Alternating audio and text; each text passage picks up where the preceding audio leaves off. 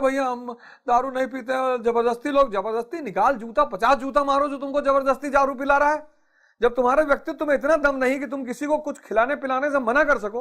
हमारे दोस्त हमको जबरदस्ती मांस खिलाते हैं, हमें तो कोई नहीं खिलाता। और एक बात हिंदुस्तान के लोगों से हाथ जोड़ के निवेदन कर रहा हूं, भाई साहब किसी को जबरदस्ती कुछ मत खिलाए करिए। मेरी 10 लोगों से इसी चक्कर में दुश्मनी हो गई है। यार कोई आदमी अगर मना कर रहा है मीठा नहीं खाएंगे, क्यों बीमार करना चाहते हैं आप लोग उसको? आपको बहुत मोहब्बत है किसी से, उसको 2-4 हजार रुपया दे दीजिए।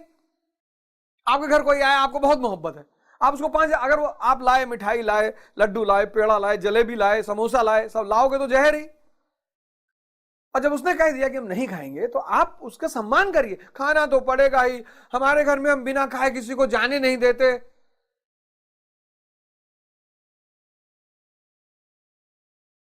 सुनोगे फिर ठीक हो जाओगे। बड़ी मजबूरी में मुझे कुछ लोगों को उल्टा सीधा बोलना पड़ा कि दिमाग खराब है तुम्हारा, अबे मना कर रहे हैं नहीं खाएंगे तब कहा कह रहे हो? बहुत प्रेम है, 5,000 रुपया दे दो कि हमारे घर जो आता है उसको 10-12 हजार रुपया देते हैं, ये और अच्छी बात है।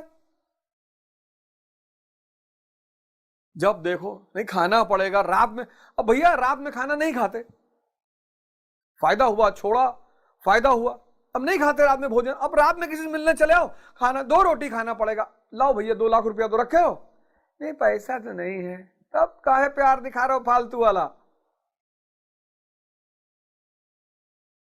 चुनाव लड़ रहा था मेरे, जब चुनाव की मैं तैयारी करता, मेरे एक दोस्त बोले जीव जान ले लो। हम कहें जान कहा कर, पैसा दे दो, तो जान के कौन कीमत है, कहां बिकाई तो हर जान। वो तो हर मेहरारू वैसे लिया है तुझसे, तो हर मेहरारू तो हर जान वैसे निकाले, तुझसे कहा जान लेके कहा कर, अब पैसा दे दो। अरे पैसा, जितने लोग आपसे कहते हैं ना कि तुम्हारे लिए जान हाजिर है, इनसे बच के रहना। अरे किडनी दे दो, 25-30 लाख में बेच दे भाई, थोड़ा सा लीवर दे दो, बहुत मुहात हो तो। जान काहे दे रहे हो भाई, वो कौन सी कमोडिटी है? जान ले लो हमारा। तो मुर्दा भिखमंगा, तो हर जान का कौन कीमत है?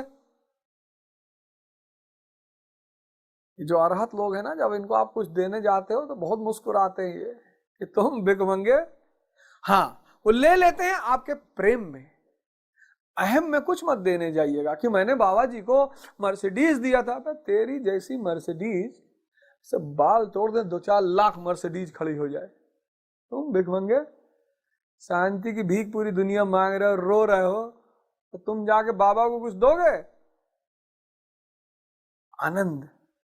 अब चूंकि आनंद को एक्सप्लेन करने का कोई और जरिया है नहीं, तो सूफी संत शायर सब शराब का इस्तेमाल करते हैं। कर भला सो हो भला, बहुत प्यारा सिद्धांत है, बहुत प्यारा सिद्धांत, मतलब बहुत महान सिद्धांत है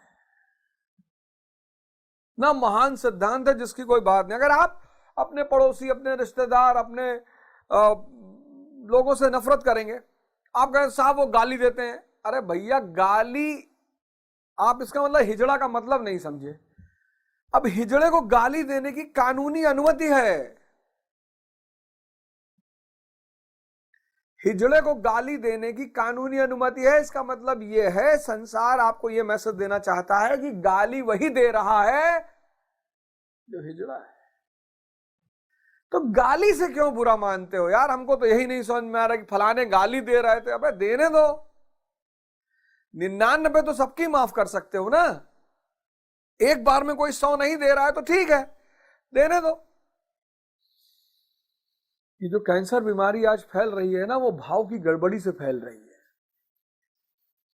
बहुत लोग दूसरे को कष्ट दे रहे हैं दिल से, पैसा लेके काम नहीं कर रहे हैं। सब मत करिए, कुछ काम मत करिए जीवन में। मुझसे बहुत नाराज रहते हैं, अच्छी बात है, सबको खुश नहीं किया जा सकता, आप सर्कस के जोकर नहीं है, और सबकी इच्छा की पूर्ति नहीं की जा सकती, क्योंकि वो तो भगवान भी नहीं कर सकता। दुर्योधन भी महाभारत युद्ध में जीतना चाहता था, वो भी भगवान के पास गया था। तो ना तो सबको खुशी किया जा सकता है और ना सबकी इच्छा की पूर्ति की जा सकती है, ये दोनों चीज भगवान के बस में नहीं है, इंसान तो बहुत दूर की बात है। कल एक साहब ने मुझे फोन किया, कहा ये जो आपके खिलाफ चल रहा है ना आंदोलन, ध्यान योग की बात बंद कर दो, नहीं तो ये पूंजीवादी घेरने से बाज नहीं आएंगे। क्यों युवाओं को ध्यान योग सिखा रहे हो? क्यों उनको प्रेरणा दे रहे हो ध्यान योग करने की? कल की बात बता रहा हूं, कल की। क्या आपका कुछ लेना देना है? बताइए, आपका कुछ लेना देना है? लेकिन मुद्दे की बात नहीं चल रही है। अवध ओझा, अवध ओझा, अवध ओझा, बोले ये कैपिटलिस्ट जिनका नाम ले रहे हो, ये जो बार बार युवाओं को ध्यान और योग की बात कर रहे हो, ये सब जो गीता उता पढ़ा रहे हो बंद कर दो।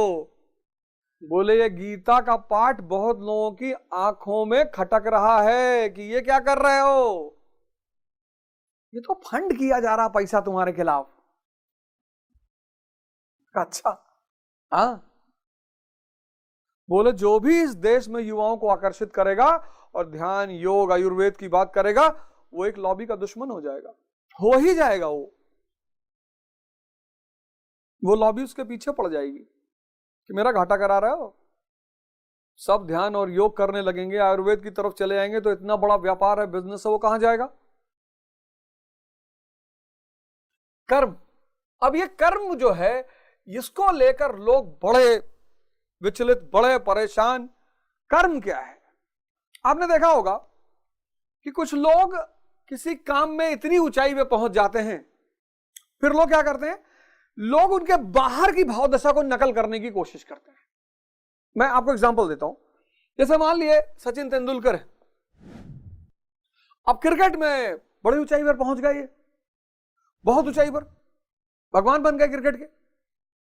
अब दो घटनाएं घटती इनके। अब जो लोग इन्हें बाहर से देखते हैं वो सोचते हैं सचिन ऐसे बैठते हैं तो ऐसे बैठना चाहिए, सचिन ऐसे खाते हैं तो ऐसे खाना चाहिए, सचिन सुबह 2 बजे उठते हैं तो सुबह 2 बजे उठना चाहिए। इन सारी बातों का कुछ लेना देना ही नहीं है। सचिन का जो चैतन्य है, कॉन्शियस, वो इनके खेल में इनके साथ खड़ा हो जाता है। अब चूंकि ये चैतन्य छिपा हुआ है, कॉन्शियस छिपी हुई है, इसलिए इस पे नजर किसी की नहीं जाती।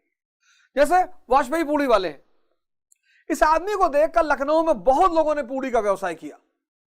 कहते पता नहीं कौन सा मसाला रखे, कोई मसाला नहीं रखे, कोई मसाला नहीं रखे। जब ये आदमी पूड़ी बनाने बैठता है, पीछे से इसका चैतन्य बनाता है।